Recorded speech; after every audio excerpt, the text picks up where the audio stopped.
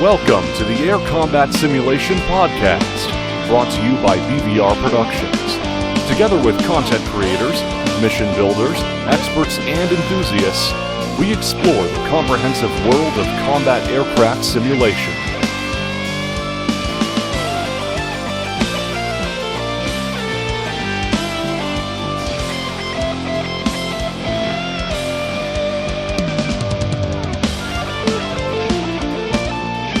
Welcome everyone to another episode of the Air Combat Sim. We're going to talk once again about missions and campaigns. We have a little bit different panel team or members with us. So today we're happy to welcome Apache as last time. Hi. Sabre-TLA. Hi everyone. We have Goat. Hello. And for the first time, we have Reflected Sims, whom you may know from many campaigns, mostly from World War II era, but now, as I understand, also upcoming more modern jets. Can you tell a few words about yourself? Yeah, that's correct. Hey everyone. So my name is Greg, or Reflected. I've been playing flight sims since the early 90s, I think. It's the same old story. I watched Top Gun as a kid. I wanted to become a fighter pilot, but then I turned out to be color deficient, so I couldn't. So I'm doing other stuff, but I did become a pilot, only a recreational one. I mostly fly gliders. But yeah, I've been playing with DCS for, 5-6 years probably. I just love working with the mission editor. I've been making lots of missions for myself, but then a couple of years ago I played Bunyap's Epsom campaign for the Spitfire, and I thought, man, this is awesome. This is the most immersive experience I've had in a flight sim. I want to do something similar, and I gave it a try.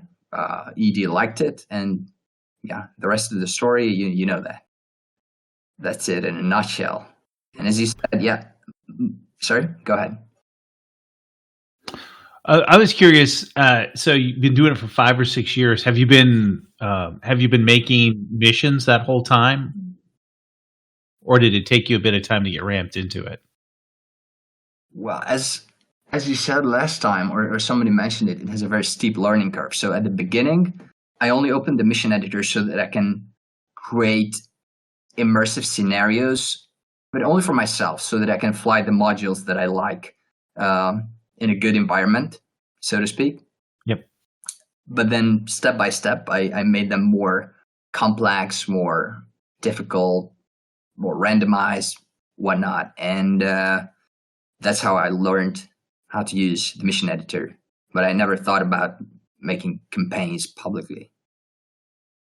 Gotcha. Yeah, no, I know, and I'm somewhat of a new guy to it all. And what I find myself doing is something similar, where I'm trying to learn a certain feature of the aircraft. So I generally do start in the mission editor, and will continue to enhance a specific mission as I'm trying to learn something new. Yeah, I do that a lot. Yeah, I just wasn't sure if and I don't know if there is a norm or if there's a standard, but I was just curious as you got ramped and you started doing this. I imagine that's probably very similar because, I think there's probably these thresholds that people go through in terms of their learning curve. But as you said, it's pretty steep. But it's amazing to see where you guys certainly are different in that you've gone on to master the tool set, and that's pretty neat. Fortunately, Edie keeps us on our toes with updates. Lots of I was stuff. going to say, I wouldn't say master as much as it's a continual learning process, right? Every time there's a change, there's new stuff added and things change. So, but yeah, it's definitely been an experience to learn it for sure. I'll call it a master of patience. Yeah, With that, quickly running out of with this COVID-19 thing and being stuck at home. That's true. Yeah. And so you're from Hungary, right? Reflected. Yeah, that's correct. Although I moved to Indonesia about a year ago. But yeah, still from Hungary. Cool. So, I think from the last time, one big issue we barely touched upon is the dynamic campaign that we're still all waiting for, which is a kind of enigma in a way still. So my question would be, what do you expect from it, and what do you think it will be out? I think its release date is anybody's guess. Expecting of it? Well, no. Everybody's going to compare it to what BMS has offered. I will admit I have not played the BMS game. The only dynamic campaign that I've got experience with was Comanche Engaged, way back in the day. I thought it was a very unique experience, but how Edie incorporates it, is it going to be just for one map? Is it going to be aircraft dependent? Can you select different aircraft? It's going to be a very interesting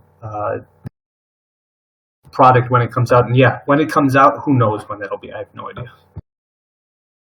For me, I think my experience was ill too. I think that there was a dynamic campaign, and I really enjoyed it.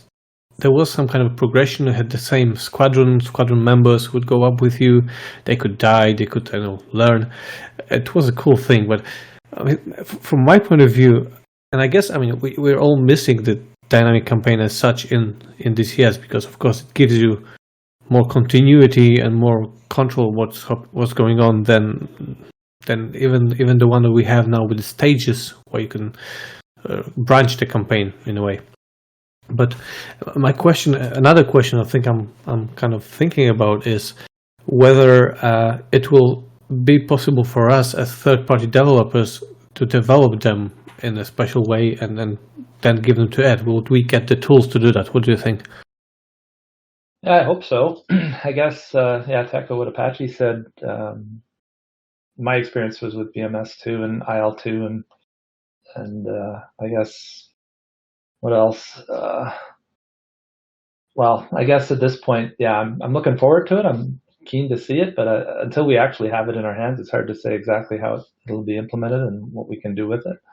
The branching model we have today is challenging, I'd say, and somewhat limited, whereas with a dynamic campaign, hopefully it produces an endless set of branches that the campaign can take depending on the outcomes. So I've been following a thread recently called Project Dynamism, I think. Maybe I didn't say that right, but it seems to be trying to emulate the dynamic campaign model to some degree. So it'll be interesting to see how that turns out and how Ed's version of it matches. So I don't know if you guys have seen that thread. I think it's called Project Dynamism, but it's the same kind of idea, saving the results of one mission and forwarding them into the next. So I'll send you guys the thread if you haven't seen it. Funny you mentioned that. I'm now in touch, or actually I'm working with Greg, another third-party dev, who did the Huey campaign. He is working with Patuti's, his squad member. They're working we're working together on a dynamic campaign, but based on the things we can do right now, special scripts for the Hornet. And it seems it's really amazingly. It can be amazingly complex and achieve a lot of things. To be honest, I haven't seen too much of it yet, but from what I've read and when I talked to them, it's gonna be pretty amazing if it really works, and it looks like it's gonna work. So stay tuned, because we'll have more info on that for you guys. Coming back to the Edie campaign when it comes out, how do you think? Because I've talked to some people, and another question that came up was whether it will completely remove the interest in playing the story-driven campaigns, or will it be like two separate tracks? I think it'll still be two separate entities. You'll have the sandbox that the dynamic campaign would be able to fill, but then if somebody wants to play a scripted storyline, you can think of other video games out there. Like look at the Far Cry series or something. You can either do the sandbox and just run amok, but then there's a storyline that progresses through as well. I think each one has its own group of people that'll follow it. Yeah, I think, or I hope, these two things will be very, very different. So I don't have a lot of experience with dynamic campaigns. Maybe, I'm not sure if it qualifies as a dynamic campaign, but I flew Rise of Flight a lot, and there was this third-party application called Patrick Wilson's Campaign Generator. I think it's kind of a dynamic campaign generator app. And basically it gave you an infinite amount of single missions that somehow connected, but it was so random that it couldn't tell a story. It didn't have the storyline that scripted campaigns can offer. So as long as we focus on that part of the campaign, so making sure that there's a good storyline, there are characters, so on and so forth, I think it's totally different from a mass generated single mission, even though they connect somehow, but it's not the same idea. Or maybe I'm wrong. I don't know. Correct me. Yeah, that sounds cool. I'm kind of hoping it's going to be like the turn-based military board games. I don't know if you guys have ever done anything like that, but it's all driven by dice throws and things like that. But the outcomes, kind of can change the direction of the battle between the two opposing forces. And so if it's a true dynamic output, to me, then that kind of implies that depending on how you set up, the opposing forces, you can have quite some interesting battle outcomes, right? And the variability in that is what's going to make, I think, future campaigns that use it really exciting, because, depending on some random element that you throw into it, could totally change the course of the war. So every time you play the campaign, it could be a completely different outcome for the player, right? So to me, that's really exciting. And it is in contrast, like, to a story-driven or scripted campaign where you kind of control the whole thing. This is going to be more like having the AI, battle it out and see kind of what happens on the battlefield, and does the front line move forward, or backwards, and the units get overwhelmed, and then how do you control all that? So I'm looking forward to it, but it'll be interesting to see. It might complicate our jobs a whole lot more, as we have to take into account all these different variables now that are at play. But if it's, to me at least, if it comes like a turn-based battle board game type model, I think the campaigns will be really exciting, because you really won't know going into the next mission, what's really happened from the last mission, how it plays into the next mission, and how that's affecting the overall battle going forward. So if it plays out the way I'm hoping, I think we'll see some really interesting and exciting real world simulated campaigns. I think it sounds very compelling to me. It's not, and I think that if you look at the campaign, you certainly, if those are the anchor points, and then it just dynamically goes from there, it actually is going to have a lot more value for the user. Mm-hmm. The amount of entertainment they could get out of it. Well, definitely more replayability. But Goat, you were in the episode that hasn't aired yet, but will air before this one is out. So everyone will have a chance to listen to it about BMS, right? Mm-hmm. And remember, I think Max over there said that they spent literally years working, and lots of people working on dynamic campaign, and it was one of the most daunting tasks they have taken, and it's up to date. They're finding some bugs and problems for a long time ago, and they're still polishing it. So to me, it sounds like a really big job and an accomplishment to have it out. Yeah, no, I can certainly. Actually, I can't imagine how complicated and difficult it is, because I think, as you mentioned a few minutes ago, that when you have something like that it has to be something that's cohesive and entertaining, not random. Mm-hmm. So I agree with that. I think that that's one of the things where you have the great storyline that you guys come up with. That's fantastic. But I think to your point in terms of replayability, there's some value on that, and not knowing what's going to happen. That's kind of exciting too. I think there's a whole different layer to that, which will be combined arms as well. I think they could play quite a big role in dynamic campaign. So and again, that's complicating things, I guess, a little bit for development purposes. So you have more players, more types of units they have to think about, etc., etc. Yeah, no, I think it's going to be really compelling. So how do you guys, when you're, and again, as you envision forward, how do you see your process changing in terms of dynamic campaigns? How would you put your stories together? Well, I think, as mentioned before, I think it was Reflected that said it, that hope that it's two completely different entities because the audiences are completely different. With the story campaigns, that's just going one direction with it, and if the player wanders too far off, the mission doesn't succeed.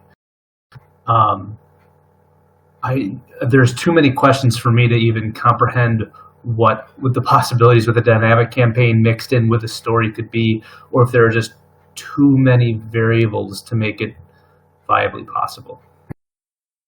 Understood. Yeah. I think it's certainly conceptually it seems very interesting, but I would not begin to understand how with a dynamic piece what you would anchor in there at certain points, and then what the decision trees look like. Because to a point, we could do that with our campaigns right now in the storyline, where we would branch it off to, if the player makes one decision, the campaign branches this way, or it goes another way. But with the amount of possibilities, you could just end up down a rabbit hole, and oh my, that would be so much work. It would be crazy. Imagine you'd have to record voiceovers for each branch. You would end up with thousands or more. So when we start talking about, and again, it's just sort of taking a step back and actually going back towards your campaigns, and how long does it normally take for you guys to put together the concept, or how long do you sit on it or let it evolve before you jump into it, or do you actually put it out there and it evolves as you start putting it together? For me, of course it depends on the campaign itself. Some of them are growing as I build them, so I have just a general idea and I go mission by mission, and then when I finish one I say, oh, it would be cool to have something like this happen in the next mission. Or sometimes I know what kind of mission I want to have, and I build other missions just to lead to that point, so everything plays out together nicely. But then there are some campaigns that are really growing a long time. So there's one for the Harrier I'm thinking about for a year or more right now, for Persian Gulf, and I'm still thinking about it, but I haven't started doing anything. So it depends, as with many things. Did you like the Raven 1 campaign that's in development right now, or did you find it constraining? It was definitely different than the others because, first of all, I had a script already written in a way in the form of a novel, but with only a few missions exactly described, and I had to come up with others that would fit into the whole idea, and that it was evaluated by the guy that wrote the book, so Hoser, and it was quite challenging, but I think working with him is just incredible. And I think what we have now, those 15 missions, they're going to be really a lot of fun. Now, do the rest of you guys think that bringing a novel to life would be something that would be an interesting approach, or would that seem like a task that might be too constrained, or at least an initiative that would be too constrained for you? I don't think it would be too constraining because the story in the novel was already successful to be made to the point that it's at. So it would be kind of fun to relive the novel. I think some of us, though, might just want to create our own novel and go that direction. Now, that's not saying anything against Raven 1, that amazing book. And I think that would make a fantastic campaign. I'm looking forward to seeing what you can do with it, Baltic. But I think some of us might just, I don't think it'd be constraining at all. Apache says that because he's now bringing to DCS the Gone with the Wind.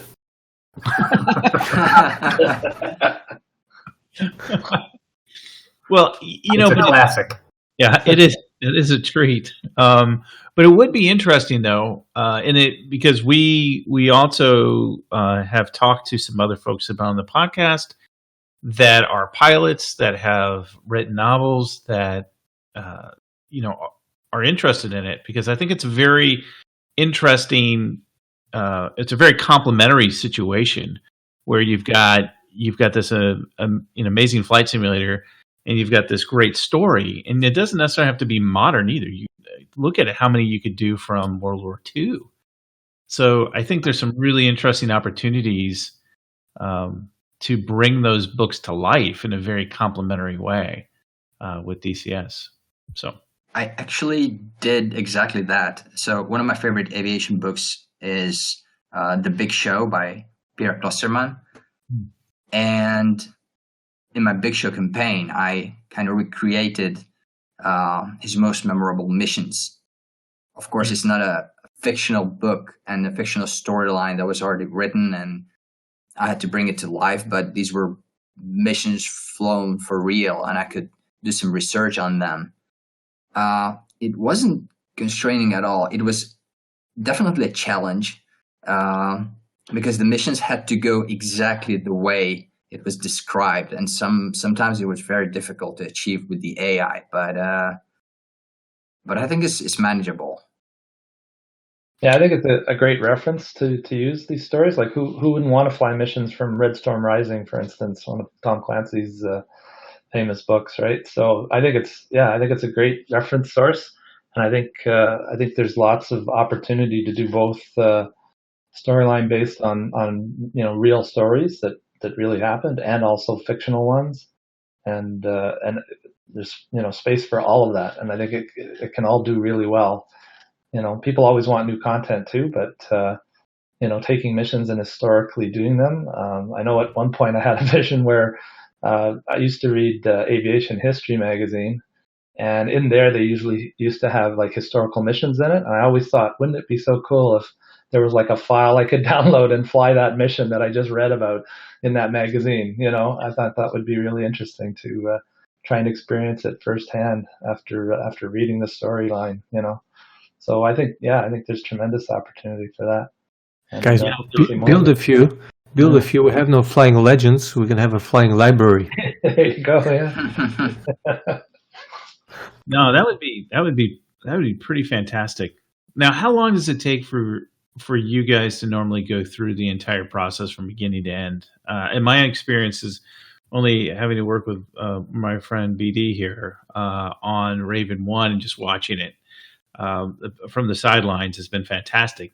But is it something that when you guys jump into that you're spending 10 hours a week and it takes you 2 years, or how does it play out for you? Well, I guess it depends on the campaign, as Baltic said.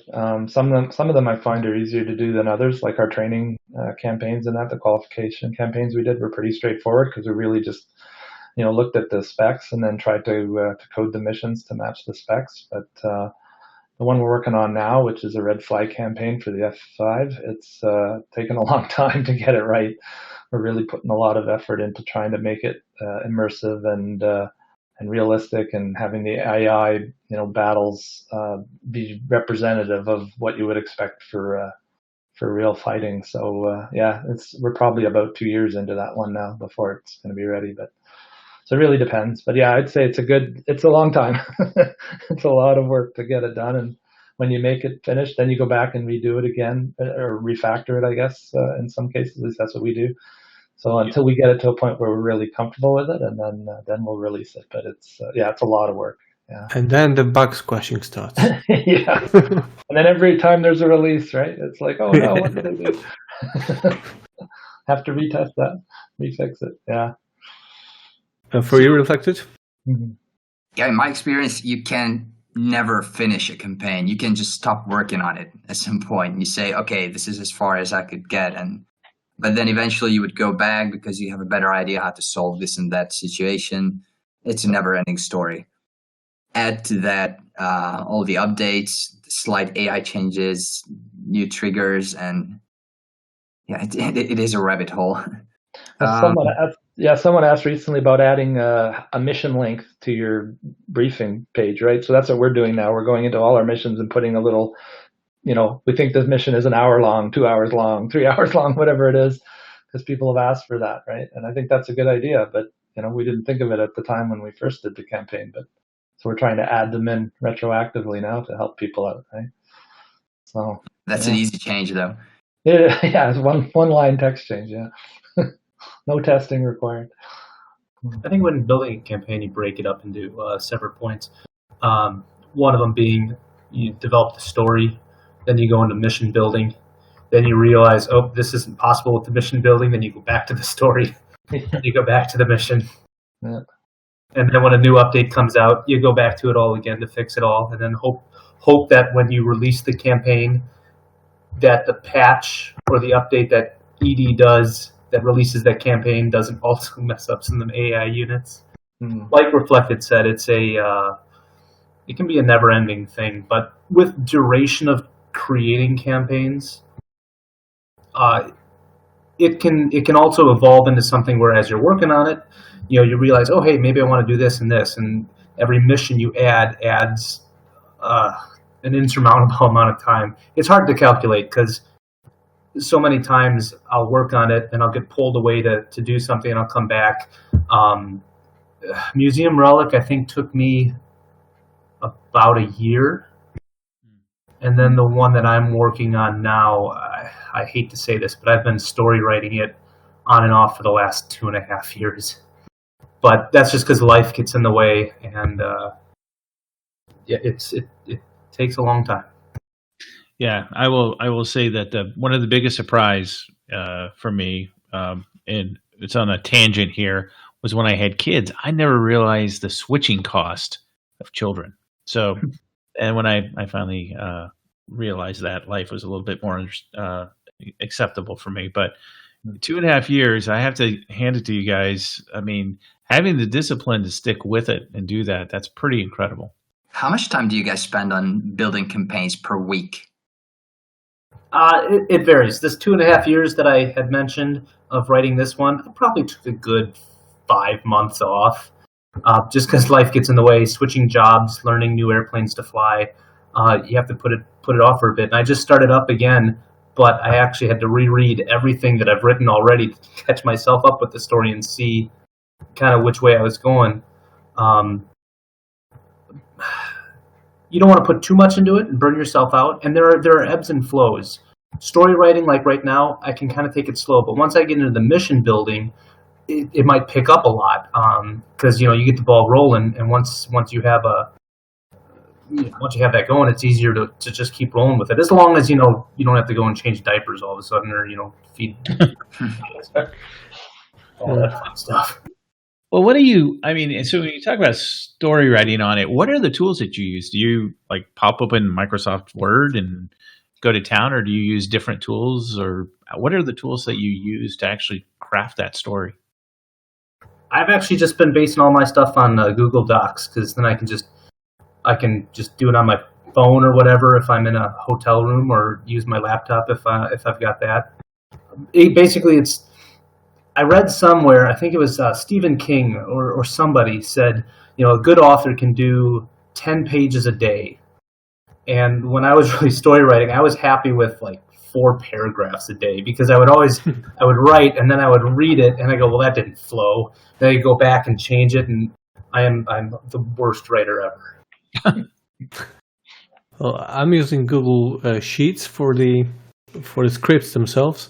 But for most of the stuff, briefings, materials, etc., I use Pages and basically the tools on Mac for that. Yeah, I use OpenOffice for our documentation for most of it.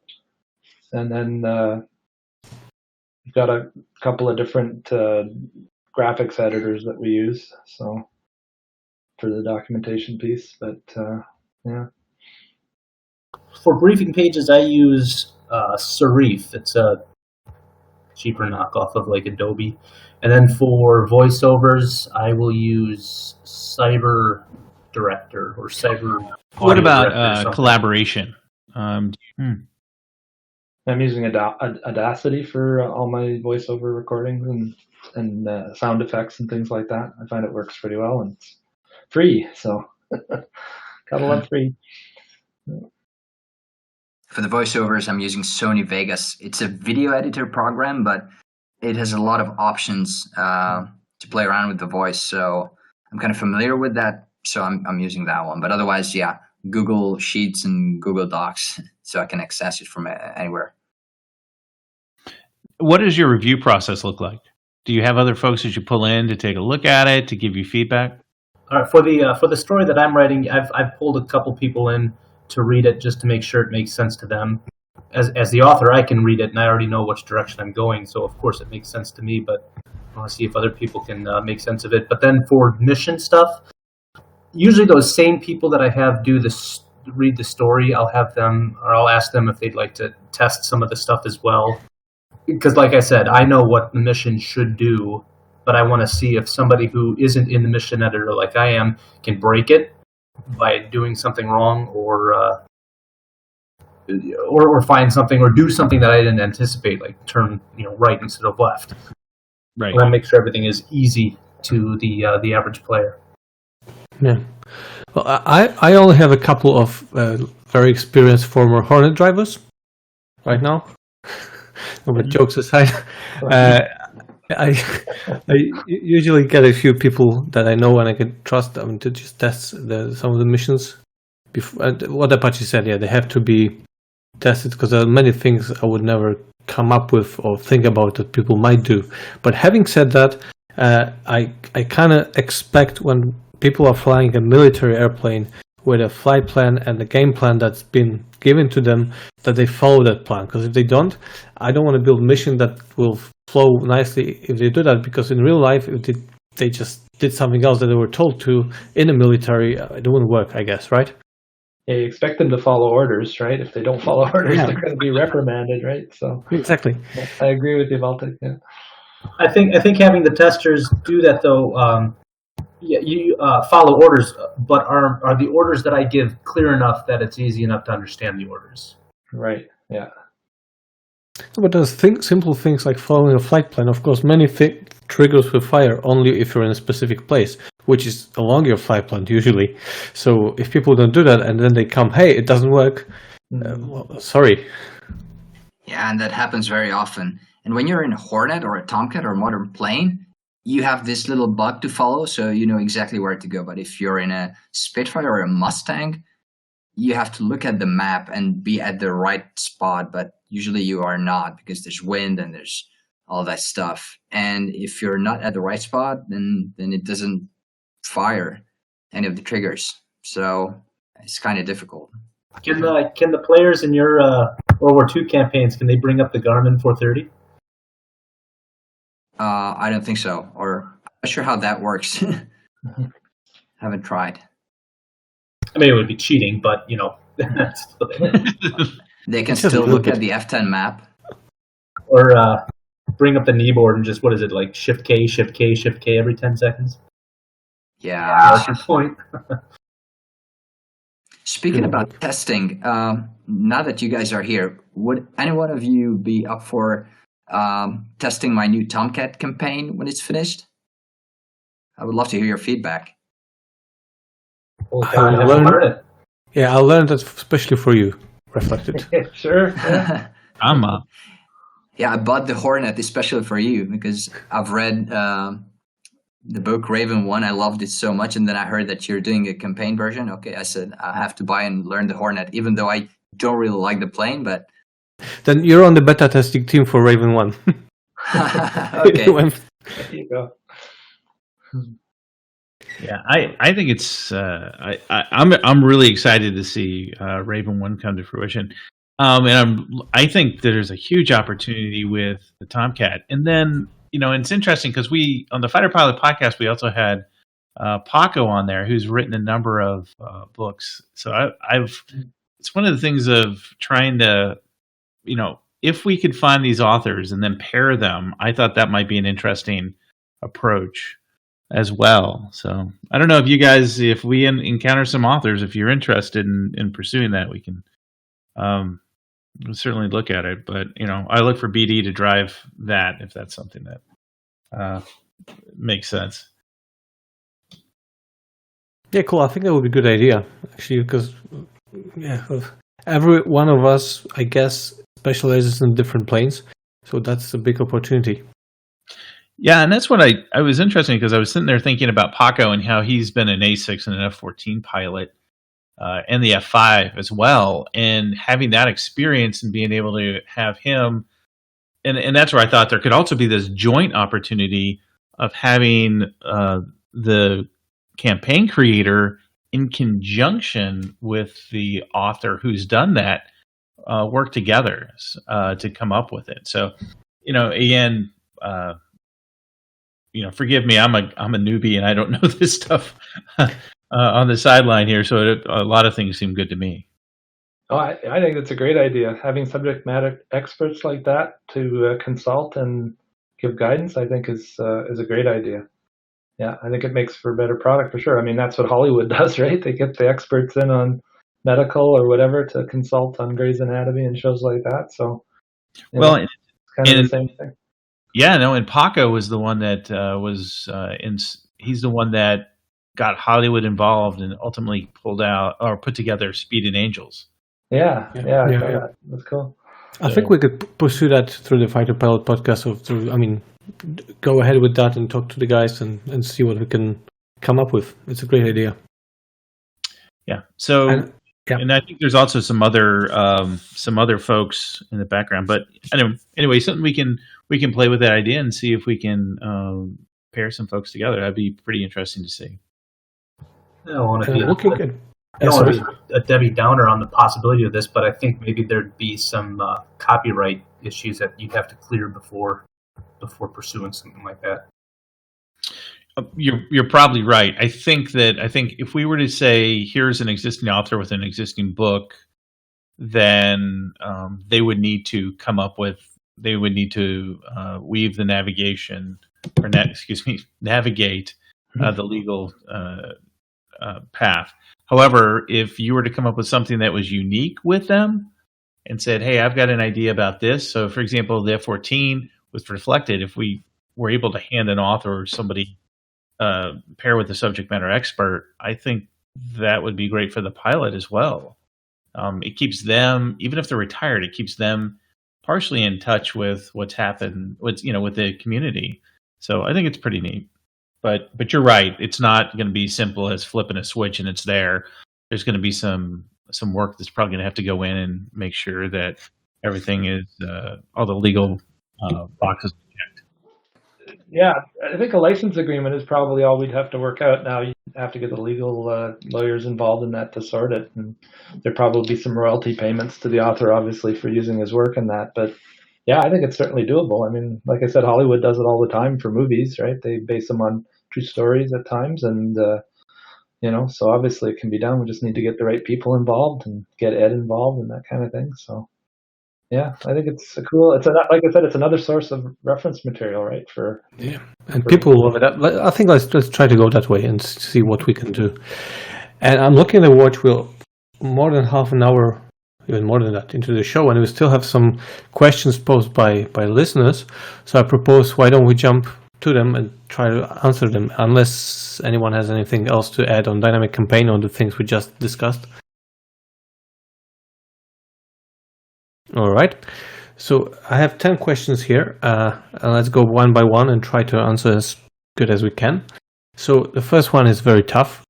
It's from Steven, who asked, if Reflected could also join the podcast, that would be cool. No. I don't think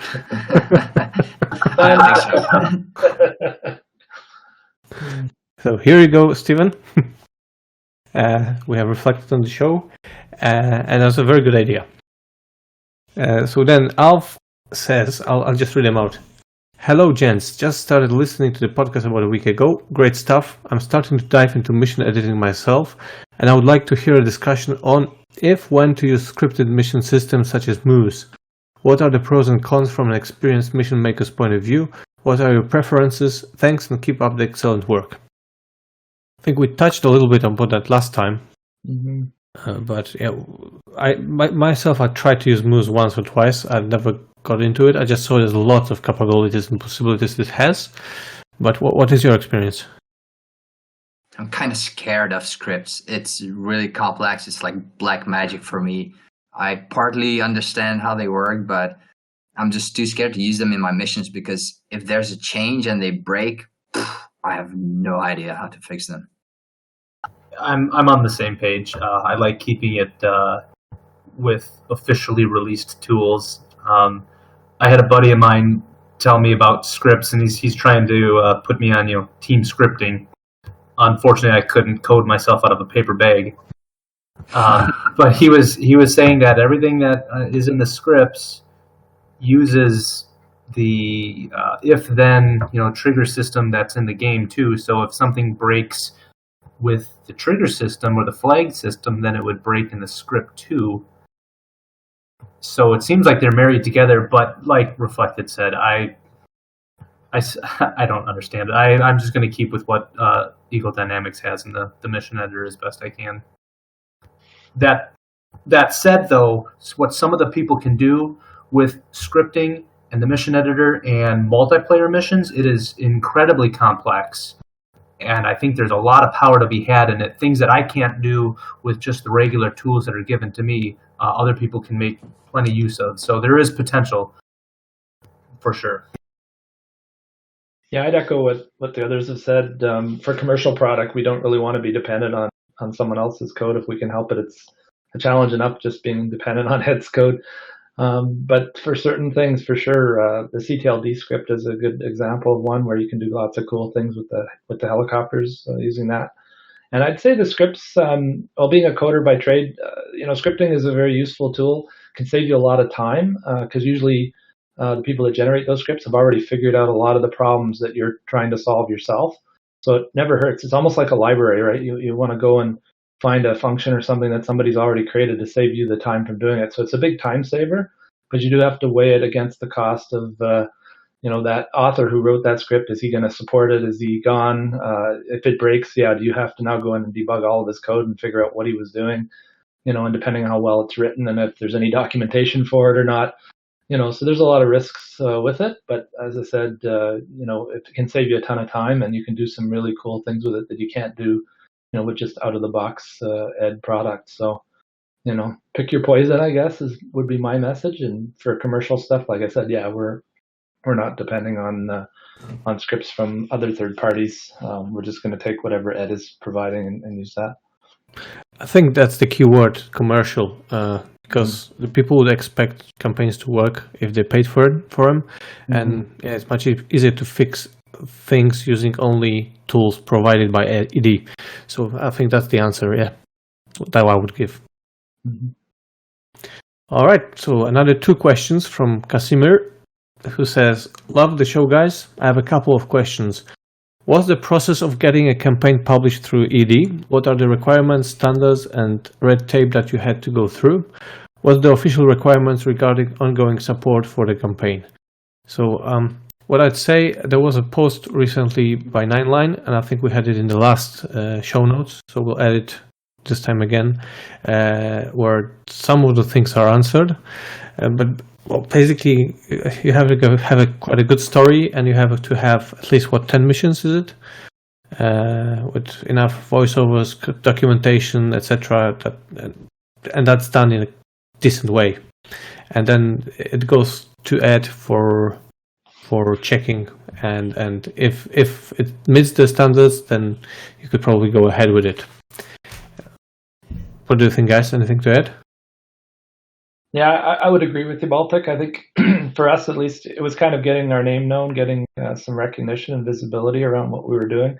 And then, Ed wants to see that the product meets a certain level of capability.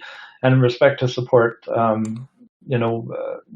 think you have to be committed and continue to support it. And we all have to sign, a third-party agreement and that kind of thing, which is the legalese part of it.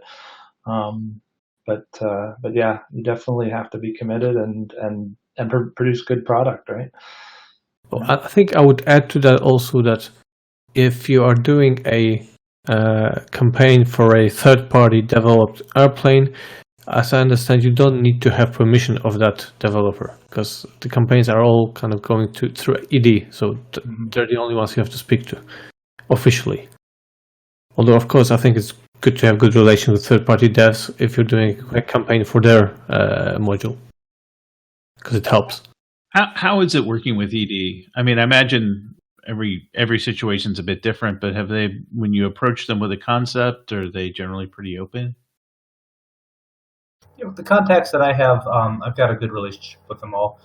Sometimes a little bit can be lost in translation, as not everybody speaks English. But other than that, I've had good rapport with everybody that I've spoken with at Edie. Yeah, likewise for us. We've had a great experience with them, and they've been very supportive and helpful in that regard. So yeah, for sure. Same here. Only good experience. I remember once came with the idea for Normandy map for a Black Shark helicopter that would take place in the Second World War, something like Final Countdown type of scenario. Mm-hmm. And they said, "Oh, we really don't like the idea, but if you want, go ahead." So yeah, they're really nice. That would be cool.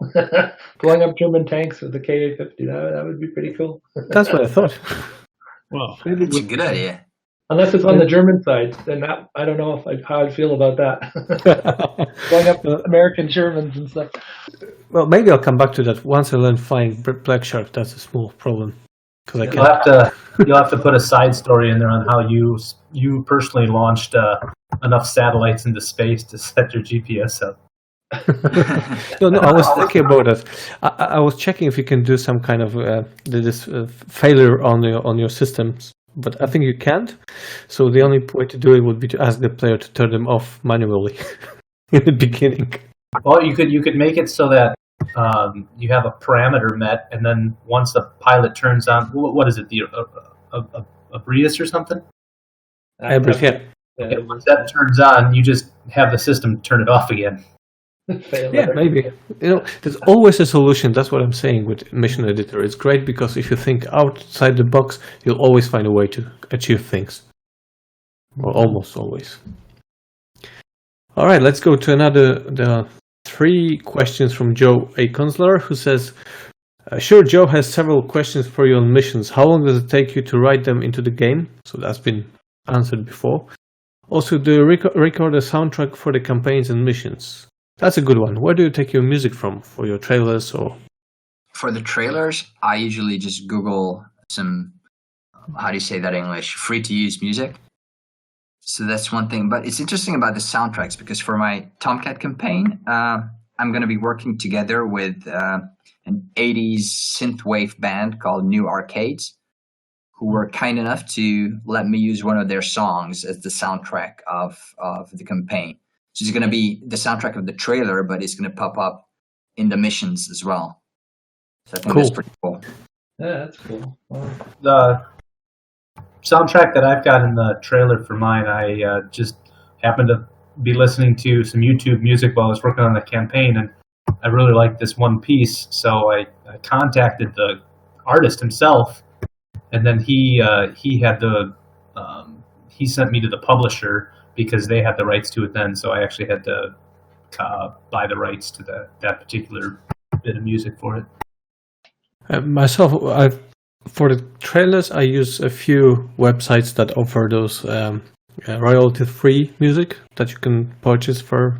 It's not a lot, but also recently I had a few people approaching me via Facebook and other means and sending me some of their material. Some of them I've used, for instance, for the Raven 1 kind of trailer I did. That's the one created by a community member. And also, I'm happy to be able to work with Jaime Lopez, who's the PVR Productions guy for music, and he's working on Fighter Pilot podcast. And also, he wrote the theme of our podcast that you can hear in the beginning and in the end. And thank you, Jaime, for this. So, yeah, I think as time passes and as you grow your audience, you have lots of phenomenal people in the community that are willing to help with lots of skills, and we try to use them as much as we can. Yeah, for us, it's the same. We look for the free-to-use or royalty-free music as well. And we also try to leverage some of the stuff that Ed's already produced, just to give it some consistency in that. So yeah, I like that F-16 music for the theme. So we'll probably see that in a trailer before too long for one of our campaigns. But That's a good idea, actually. Yeah, why not? All right. So, and this another bonus question is for me. Any chance you can please do a series of missions based on Kevin Miller's second and third books in the future? I would love to, but I think we're a bit limited as far as the maps go of theaters, because we need some south, maybe with Falklands. I could try to recreate second book, and the third book will need the whole Pacific basically, more or less, because it's a huge China-US war. But probably we could. Maybe with the Malvinas map? No, what's what Malvinas is Falklands. What was the new map that's coming? Mariana. Marianas, yeah. So Mariana's map, yeah. As long as nobody, I mean, technically they moved on to the F-18E. So as long as, but I don't think that's a big deal. No. You can go with the So we'll see. I mean, I don't exclude that. All right, let's move to another one or two from Howard. What are some neat tips and tricks you have for the rest of us mission creators? And 2, is there anything odd about the mission editor that is not immediately apparent or not covered in the manual?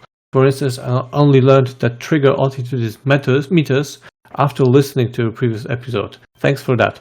I've never been able to figure out what my altitude triggers never happened. I had given up thinking they're based on AGL. End of question. The wind direction is something that never makes sense. Yeah, it's just opposite. And sometimes it's meters, sometimes it's in knots, right? I think I remember it always being meters. If it changed to knots, that'd be a surprise.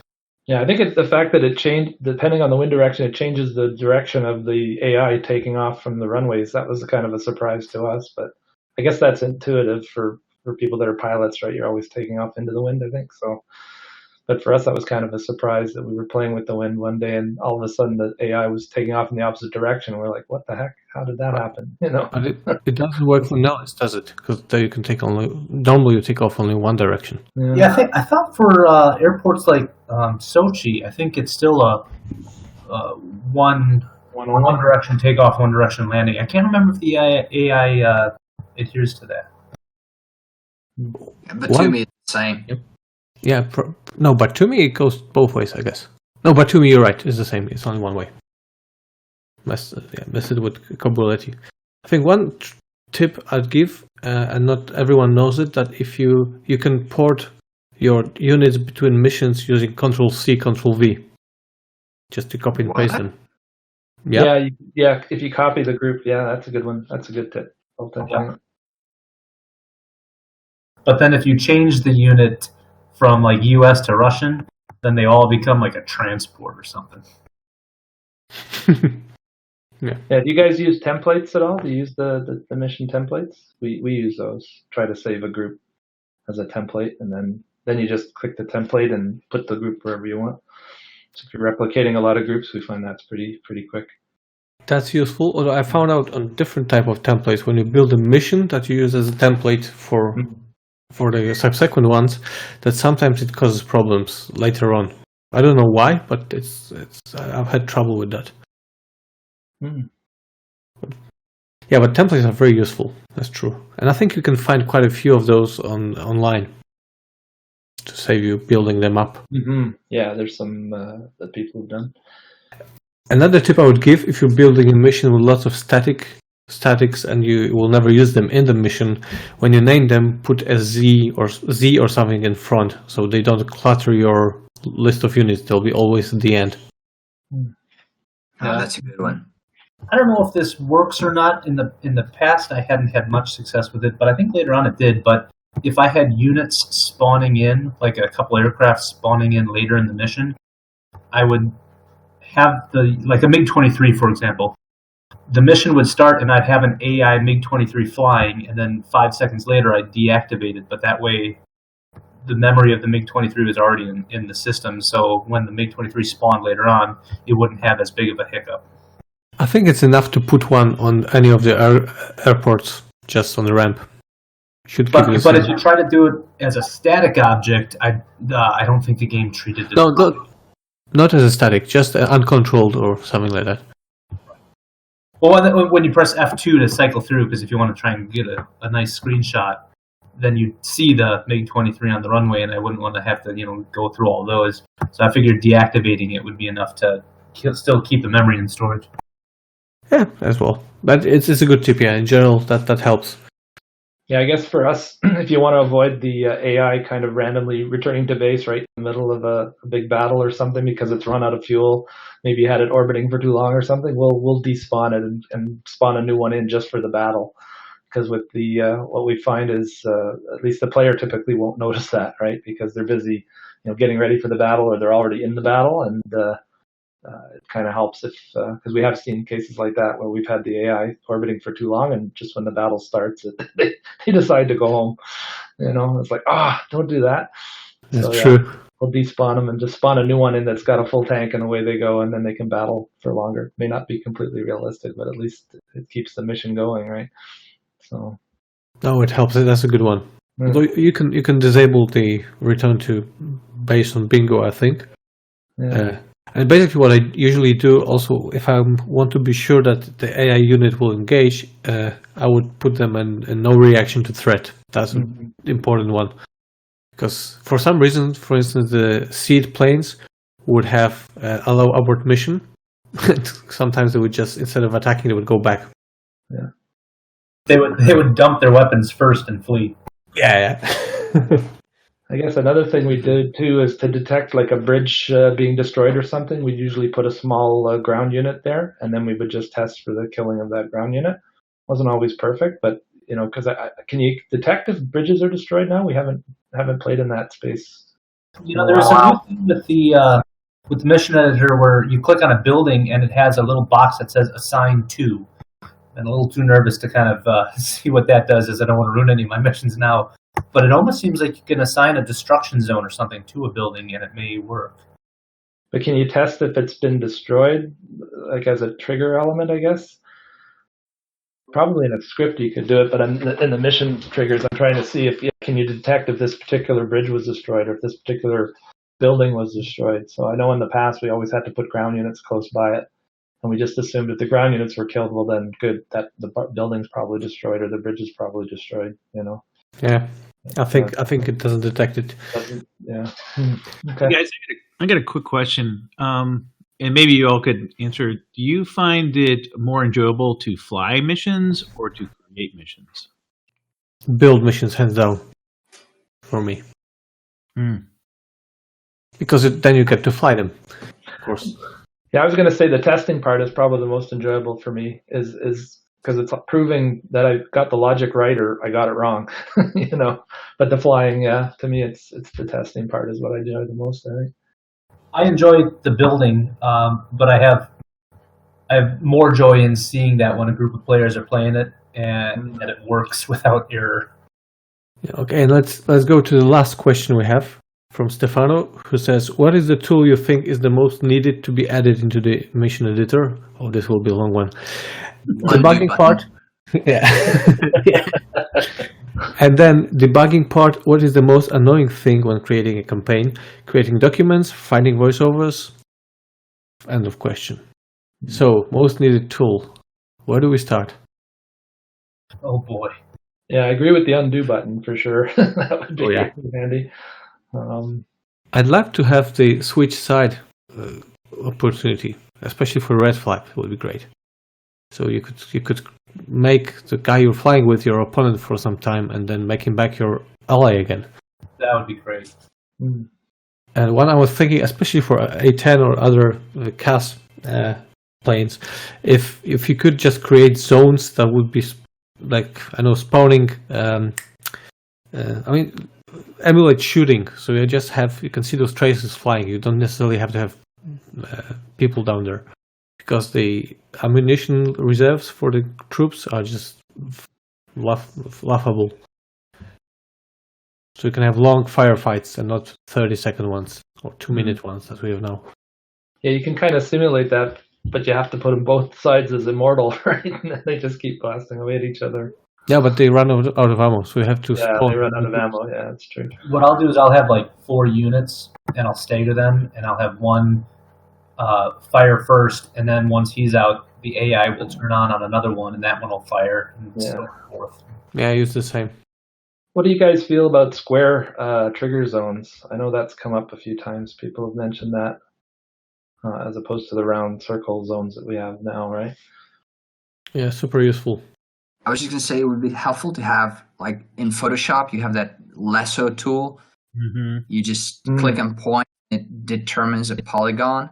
So if you could design random shaped trigger zones, that would be really helpful. Yeah, random shapes would be good. Yeah. Where it just sort of, they have the magnetic version that sort of follows the lines. Might be interesting. True. And for me also, a missile in moving zone. So you could easily say who shoots the missile, or if it's kind of getting close to you. And also, I would love to have a moving pilot for CSAR missions. Oh, yeah. I don't know why we don't have one still. Yeah, it's surprising. Yeah. A larger variety of objects, like soldiers or civilian units or something like that. I'd like to have that. Static units, buildings. There's a lot of those created by just people that love to do that, and I would, if I were from ED, I would just look at those and try to adapt as many as I can. That would be a pretty easy way to have more and more, and many of them are very good quality. Mm-hmm. I don't know. Well, so probably we could go on and on with those, and let's move to the second one, unless you have something important still that came to your mind. Alright, the second one was the most annoying thing when creating a campaign. Which part of the process is the toughest for you guys? Debugging the AI. Yeah, agree. Yeah, I would agree. Unpredictable AI that just doesn't seem to do what you expect, and sometimes it'll do it, and then sometimes it won't, and it doesn't seem to have any rhyme or reason sometimes, and then it changes after every patch. So yeah, I would agree. If they can get the AI just to be consistent. I think the worst part is exactly when you have something after hours of trying, you have something that works, and then patch comes out and it stops. And you have to do it all over again. That's true. Just for them to fix it in the next patch, and then you got to redo it. Exactly. Done that a few times, yep. Change the mission, test it, send it out. Oh, got to change it back. How often do you guys get feedback from folks that have gotten your campaigns, whether it's positive, negative, or how often do you generally hear from them? Well, for us, it's pretty regular, I think. I'm pretty much scanning the forums every day and just seeing what comes in, and usually we'll get something from someone every week asking about an issue or giving us some praise, yeah. Yeah, for me, it's the forums, it's the Facebook. It helps a lot and give lots of feedback via Facebook, also Discord channel. The people are very active. Mm. And it's appreciated for sure. Even the criticism. I mean, sometimes it hurts to hear, some of it, but it's honest and it makes us better. So to me, it's all good. Yeah, I agree. If I can make a plea to everyone that listens, guys, if you play the campaigns and you find a bug, just let us know, because we don't have time to go through the missions all over again, and we just base things on your feedback quite often, at least me. So if you find anything, just let me know. I'll be happy to fix it. Or even if you don't find a bug, you just share your opinion, what you liked about the campaign and what you did not like, because it's the way we imagined it, but maybe people want something different, and it helps us become better. It's a learning for everybody, right? And we're learning to improve too. Like I look at some of my early campaigns and what we did and what we're doing now, and it's amazing how far we've come even just a few years. So, but it's all of it's based on, user feedback, things that they liked, things they didn't like. I agree with it all, positive and negative feedback. I take it all with gratitude. Of course, I love hearing, the good things, what people enjoyed about it. But then again, negative feedback helps a lot, because it could tell me that this mission was a little too difficult, or with some of the negative feedback I've received, I've reached out and tried to help them and give them pointers on how to get past a mission. But especially with bug reports, like Baltic said, that is a huge way for us to find out a bug is happening, because unfortunately with every patch we don't have time to fly each mission of each campaign that we've made to check to make sure it works. And I wish we did. I wish there was a way to do it a little better than unfortunately having to wait until a report comes from the community, but unfortunately that's kind of how it works right now. All right, guys, I think it's time to start wrapping it up. It's great discussion. I think we would continue, especially on the things we'd like added to the mission editor, which I've always been saying that as it is, it's already great. It's an amazing job that they've done in Edie. I've thought about so many possibilities. It's amazing. So anything you'd like to say before we finish this one? No, just thank you, Baltic and Goat, and all of you guys for participating. I think this is a great thing to do and to share our experience, with the community. And I would just like to say I'd like to see more campaign creators. Sedlow, Reflected, glad you were here. This is kind of new for a lot of people, but I think the more that can join, the more content can get produced, the better it is for the players, better it is for Ed, better it is for everybody. So yeah, so if you're on the fence thinking like you can't do it, jump off that fence. You can do it. Yeah. Jump in with both feet and don't let anybody say no, because if you try hard enough, you can be successful. And just give it a try and see, and you'll know soon enough if it's for you or not. Or if you have any questions, or I don't know, we could always reach out to us. And then if you want us to look at some missions we created, I think we'd be happy to do that.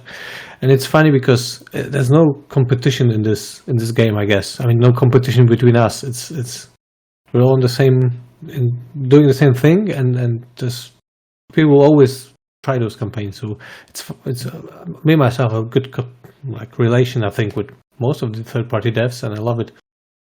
Yeah, it's the love of the game. Yeah, for sure. I agree with that, Baltic. And you've done a lot for this to promote the game and everything else. So thank you to you and all of you for all the work that you've done. It's been wonderful. The way I see it, the more great campaigns we have out there, the more people will trust third-party devs, and they're more likely to buy more campaigns. So I'm absolutely up for helping each other. There's no competition whatsoever. And I would also like to thank you guys for inviting me. I've learned a lot. I've been taking notes with your tips and hints, and I'm already thinking about which missions I can apply it to. So yeah, thank you very much. Yeah, I want to hark what the others said. Really appreciate you giving the opportunity for myself to come back on. I really appreciate talking with you guys, and Baltic and Jabbers and Goat and all you guys. Appreciate the work you're doing. I think it's great for the community. And that said, I think the community is one of the best. It's a fantastic community. Whenever we do need help, if we go out and ask a question, there's always 100 responses and people who are always willing to jump in and help as well. So for all that are listening, I really appreciate all the help that you've given us as well. I wanted to point out that Jabba's not here, as usual.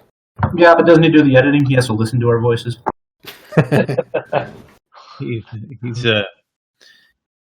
he disappears. We think he's actually a superhero. Sometimes he just goes. We don't know where, but that's. So I figure I'd shoot him a thanks so he doesn't edit every single thing that I set out. Deus Ex Machina. Thanks, guys.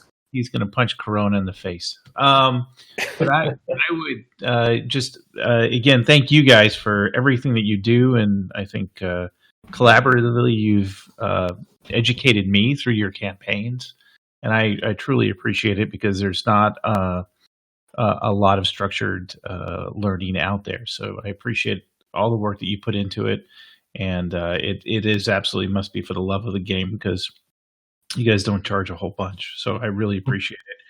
And then as an action item, we'll take it and see what we can do to connect some folks together. See if that makes sense. So we'll take that as an action item on our side. All right, folks. If any other parting words, if we have no parting comments, thank you very much. Appreciate your time. And I'm sure we're going to do this one again, because there's still a bunch of stuff that I'm sure we haven't covered. happy to be a part of it. Thanks, guys. Yeah, likewise. Thanks, guys. And Take care. Thank you. Take care. Thanks for listening to Air Combat Sim.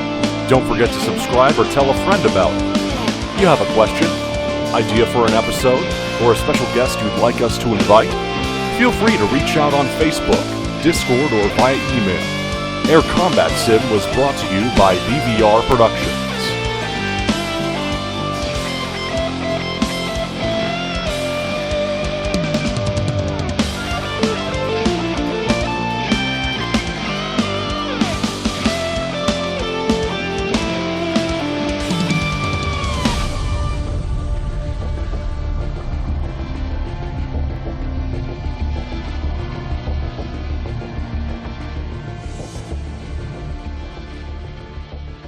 There's going to be some work that's probably going to have to go in and make sure that everything is all the legal boxes.